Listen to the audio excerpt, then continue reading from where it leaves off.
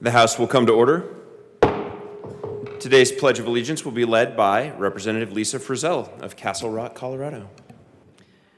Thank you very much. Members, please join me in honoring the great flag of our republic. I pledge allegiance to the flag of the United States of America and to the republic for which it stands, one nation under God, indivisible, with liberty and justice for all. Mr. Schiebel, please call the roll.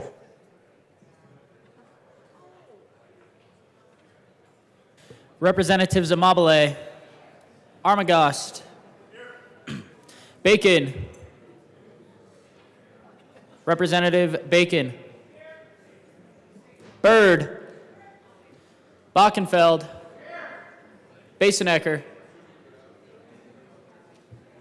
Rep. Basenecker, Excused. Bottoms, Bradfield, Bradley, Brown, Catlin, Doherty, DeGraff, Degree Kennedy, Here. Dixon,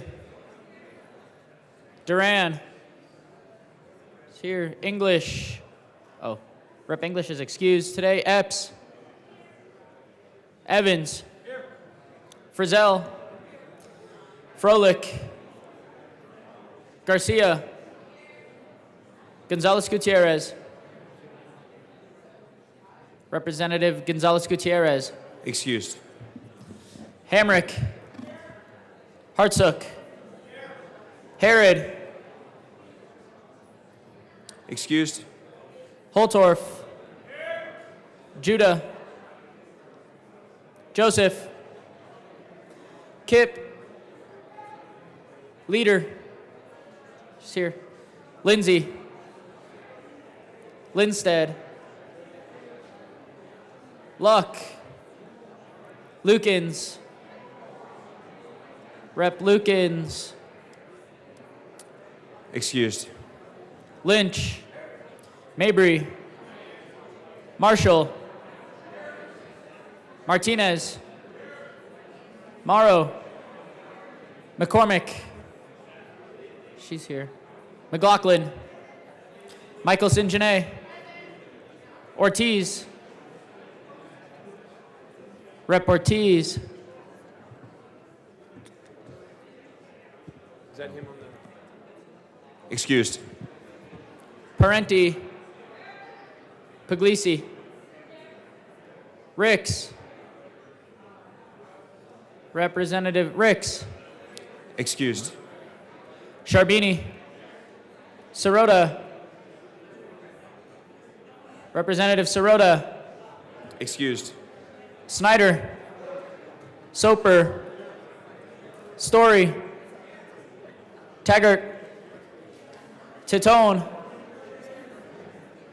Valdez, Velasco, She's here remotely.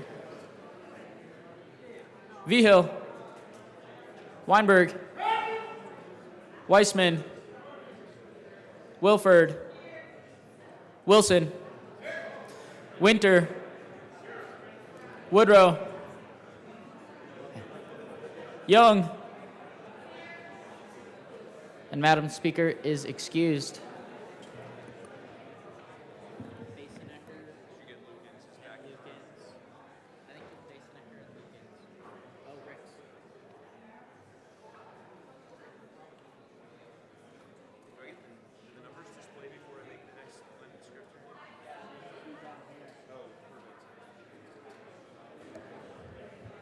With 59 present and 6 excused and 0 absent, we have a quorum.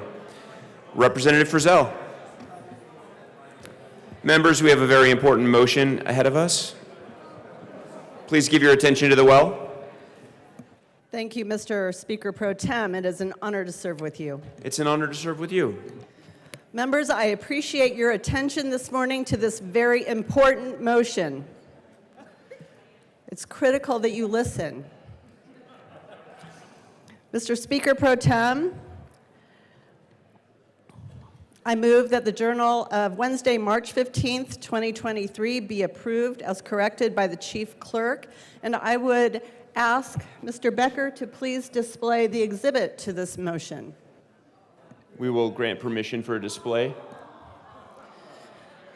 Fellow members, I would like to introduce you to, this is Sophie. Sophie is my dog. She is a 7-year-old Chihuahua mixed with something we don't know. She's cute, right? Sophie was actually found with her sister at about 8 weeks on the streets of South Dallas. No mom in sight, no other siblings. And she was brought to the local animal shelter, nursed back to health, and then my daughter adopted her.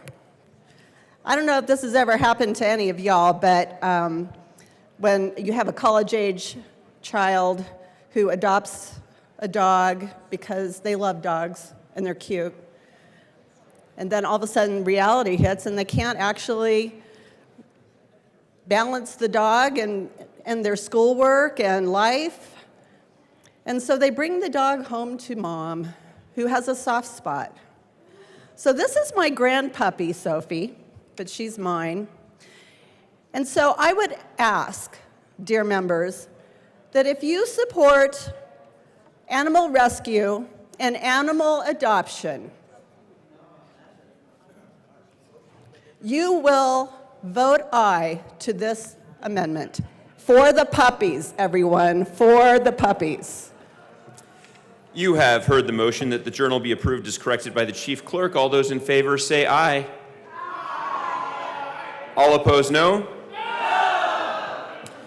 The ayes have it, and the motion is adopted. Announcements and introductions. Representative Snyder. Thank you, Mr. Speaker Pro Tem. House Finance will be meeting today upon adjournment to hear two bills, 1198, 1147, and House Bill 1162 is laid over till next Thursday. Thank you. Representative Kipp.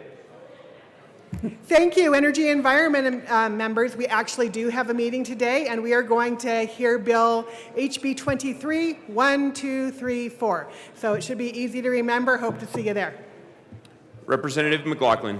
1:30 p.m. LSBA, 10 minutes upon adjournment.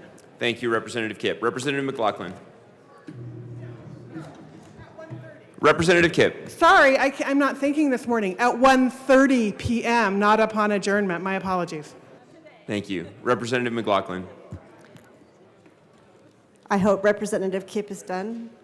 Okay. Phew, okay, thank you. Okay, Education Committee, we have two bills today. First we have 1089, then we have 1231, and we will see you there. Thank you. Representative Catlin. Thank you, Mr. Speaker Pro Tem. It's an honor to serve with you. It's an honor to serve with you. Thank you, sir. Members, I want to announce that I've asked for and have been granted permission to be absent tomorrow, so I'll miss you. I hope you'll miss me. Representative Valdez.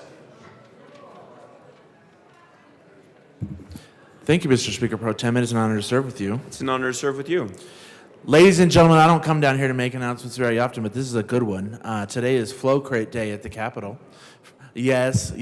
They're over at the Senate right now. I don't know why, but what I wanted to say was that they are going to be in the building today.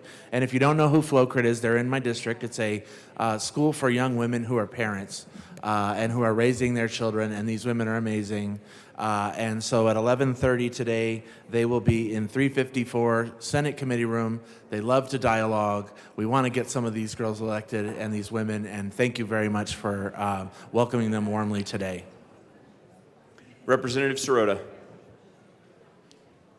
Thank you, Mr. Speaker Pro Tem. Good morning, colleagues. House Appropriations will meet tomorrow morning, Friday, March 17th at 8:30 a.m. in the Old State Library. So we've got 8 bills scheduled to be heard. If you are on the committee or have one of those bills, be there. Representative Woodrow. Thank you, Mr. Speaker Pro Tem. Members of the House State Civic, Military, and Veterans Affairs Committee, we will be meeting 10 minutes upon adjournment to hear Senate Bills 36 and 154 in LSBA. 10 minutes upon adjournment. Representative Amable. Thank you, Mr. Speaker Pro Tem. I want to just say that Business Affairs and Labor will be meeting today at 1:30, and we will be starting exactly on time. And we will be hearing one bill, Senate Bill 150. Look forward to seeing you all there. Representative Sharbini. Thank you, Mr. Speaker Pro Tem. I have received approval from the Majority Leader to be excused March 17th. Thank you. Representative Taggart. Thank you, Mr. Speaker Pro Tem. I'd just like to make an announcement that the folks from the rural health and hospitals are having a conference here at the Capitol today, and I think you all got invitations to their reception this evening at 5 o'clock.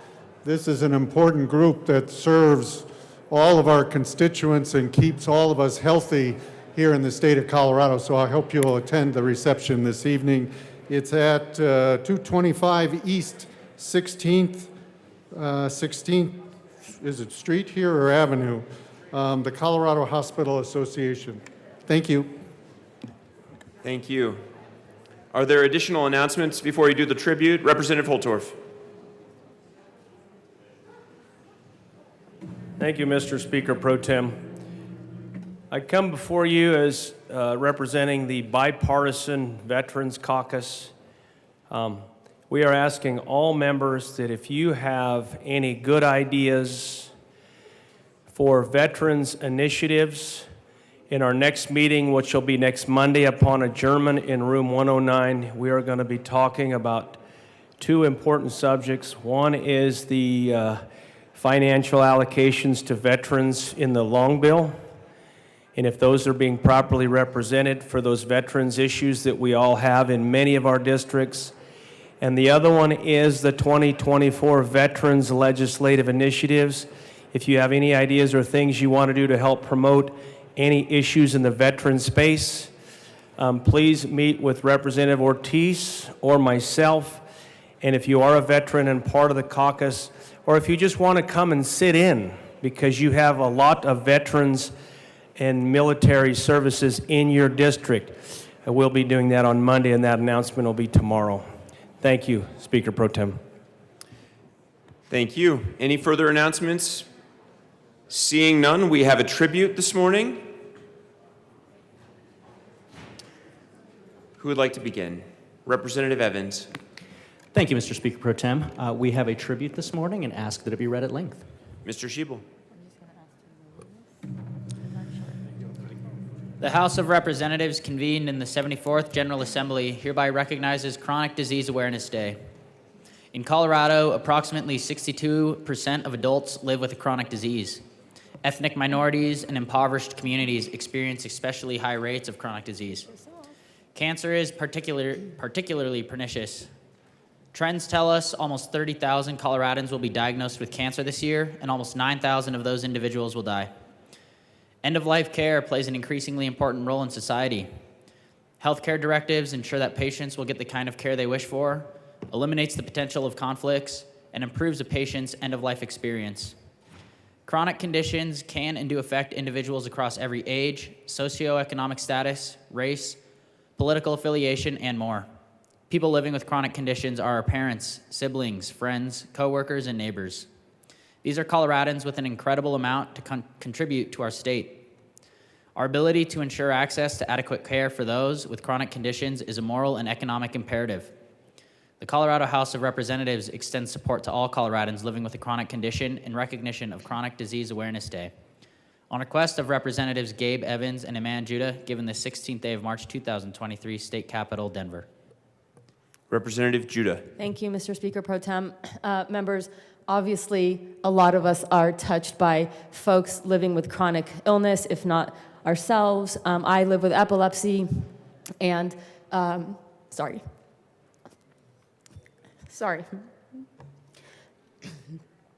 And Dad fought cancer for 6 years, and so I understand the difficulty of what it is to live with something that can affect you every single day.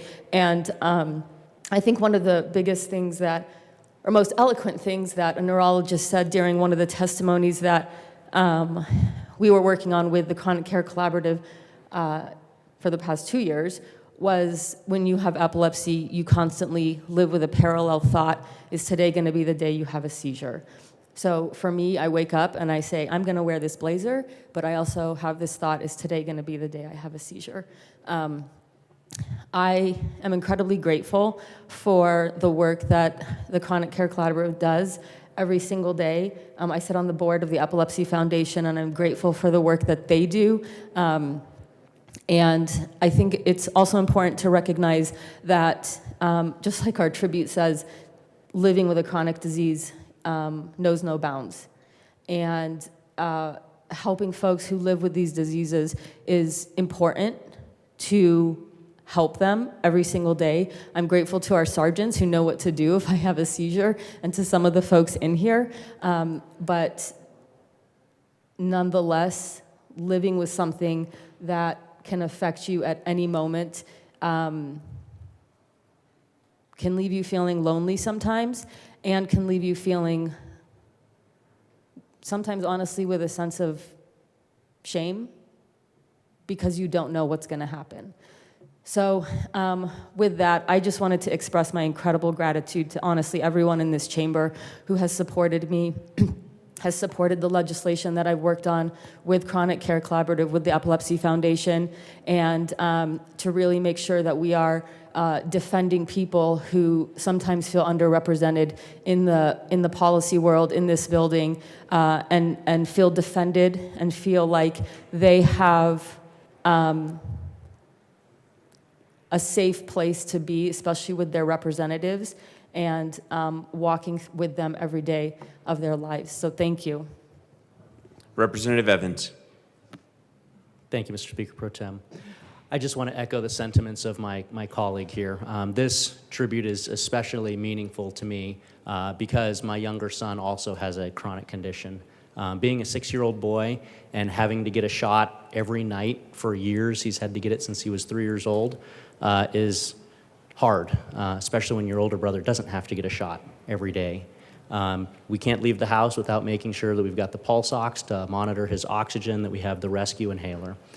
And so in seeking the care and the treatment for him, you spend a lot of time in waiting rooms at doctor's offices, and at, especially for him especially, we got to the point where we had to be going to like research physicians that didn't see even, traditional patients because his condition is so rare. And you have a lot of conversations with folks that are facing similar issues, and you hear their stories. And so being able to bring some attention to folks that are living with chronic issues, to be able to recognize some of the groups that work to advocate for those with chronic issues, like the Chronic Care Coalition and the Colorado Cancer Coalition, is very meaningful, because that's something that I think we can all agree on, that advocating for those folks that are struggling with these chronic diseases is something that's incredibly important, and something that we should all make sure that we're keeping in the back of our mind as we're here doing the good work of the people of Colorado. So thank you, everybody. If there's anybody from the Chronic Care Coalition or the Colorado Cancer Coalition, I know they were outside, but just wave your hands if we could get a round of applause for them.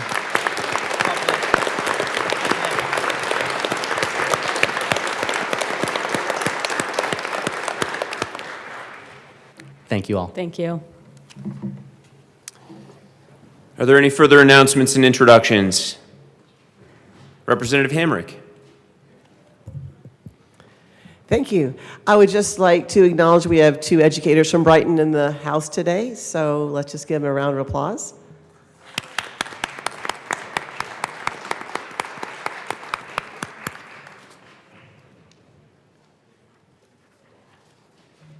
Madam Majority Leader. Mr. Speaker Pro Tem, I move to lay over the balance of the calendar until tomorrow. Seeing no objection, the balance of the calendar will be laid over until tomorrow. Madam Majority Leader. Thank you, Mr. Speaker Pro Tem. I move that the House stand in recess until later today. Seeing no objection, the House will stand in recess until later today.